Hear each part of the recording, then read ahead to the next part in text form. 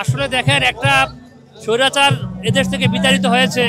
দীর্ঘদিন স্বৈরাচারের যে জঞ্জাল, স্বৈরাচার যে একটা ফেসিস্ট শাসন ব্যবস্থা কায়েম করে গিয়েছিল, সেই ব্যবস্থাটা একদিনে শেষ হয়ে যাবে না। সেই ব্যবস্থার মূলোৎপাটন আমরা এই অন্তর্বর্তীকালীন সরকার করতে পারে নাই। সুতরাং সরকারকে আমাদেরকে সময় দিতে হবে। আমাদেরকে সময় দিয়ে আমাদেরকে নির্বাচিত সরকারের প্রতি নির্বাচিত সরকারের জন্য আমাদের অপেক্ষা করতে হবে। নির্বাচিত সরকার আসলে আমরা আশা করব যে যে সমস্যাগুলি আছে সে সমস্যাগুলি কেটে যাবে, থাকবে না। কারণ দীর্ঘ 16-17 বছর ফেসিস্ট সরকার দেশ চালিয়ে গেছেন। তাদের যে আমলাতান্ত্রিক জটিলতা, তাদের যে আমলাতন্ত্রের যে সেট আপটা এখনও বিলুপ্ত হয় নাই।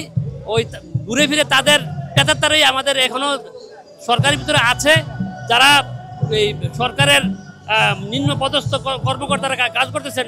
অধিকাংশ লোকই আওয়ামী লীগের নিয়োগপ্রাপ্ত।